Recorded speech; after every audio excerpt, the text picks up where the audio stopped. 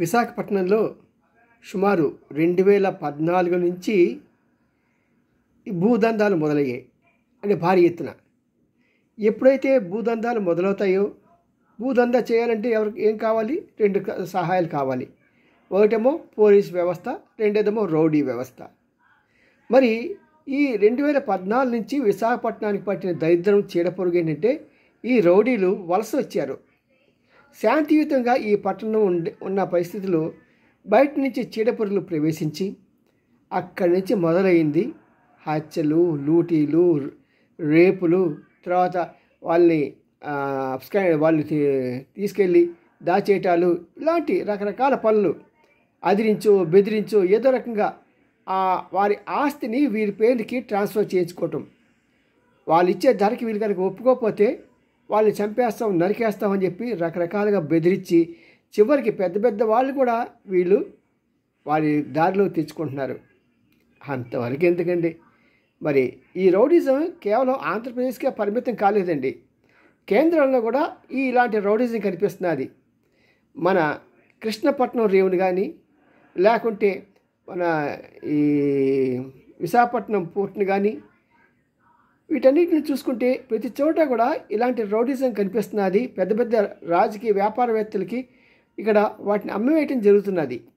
పాపం ఎస్టాబ్లిష్ చేసిన వాళ్ళు గాలికి ఎగిరిపోతున్నారు. ఎందుకంటే వారికి ఉన్న రాజకీయ అండదండల వలన కానీ, లేకుంటే వారికి ఉన్న రౌడీ యొక్క బలం వలన కానీ వీరు ఏమీ చేయలేకపోతున్నారు. మరి సామ్రాజ్యం ఇలాగే ఉంటే ఎలాగా? దేశం ఇలాగ ఉంటే ఎలాగా? మరి ఇప్పుడు వచ్చే కాలంలో ఏమైందంటే మరీ పెచ్చి పెరిగిపోయింది.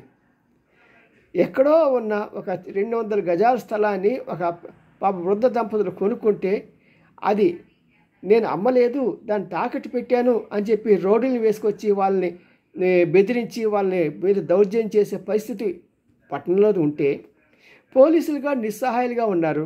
అంతేకాకుండా ఆ స్థలం ఎక్కడ జరిగిందో ఆ ఇన్సిడెంటు అక్కడ అది ఒక రియల్ ఎస్టేట్ వాళ్ళు అవటం మూలంగా వాళ్ళు ఏం చేశారంటే వాళ్ళ మీదకి ఎక్కడ వస్తున్నామని చెప్పి ఆ సీసీ కెమెరా ఫుటేజ్ మొత్తం కూడా వాళ్ళు తొలగించేశారు. ఇలా ఉంటుందన్నమాట ఈ రియల్ ఎస్టేట్ దందా. ఎందుకంటే వారు చేసేవి వారు చేయాలి, కానీ పక్కవాడికి ఏమాత్రం సహాయపడటానికి ఇష్టపడరు.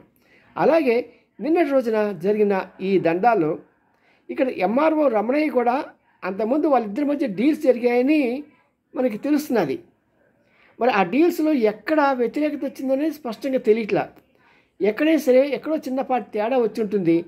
అప్పటికే పాపం వీళ్ళిద్దరు కూడా చాలా ఆర్థికంగా దెబ్బతిని ఉండటం మూలంగా గంగారం తను ఎలాగైనా సరే తన పగని, తన కడుపు పంటని తీర్చుకోవాలని చెప్పేసి ఈ రమణయ్య మీద కర్రతో ఇష్టం వచ్చినట్టు కొట్టి కొట్టి కొట్టి తన పగని చల్లార్చుకున్నాడే కానీ, కడుపు మంటని చల్లార్చుకున్నాడే కానీ, రేపొద్దున తనకున్న ఈ పాటి ఉపాధి, తన కుటుంబం యొక్క శ్రేయస్సు ఏమవుతుందో అనేది ఆలోచించకుండా క్షణికావేశంలో చేసి పాపం అతను నిజంగా క్రిమినల్ కాకపోయినప్పటికీ తన ఆవేశాన్ని అణుచుకోలేక అతను ఇప్పుడు జైలు పాలవుతున్నాడు.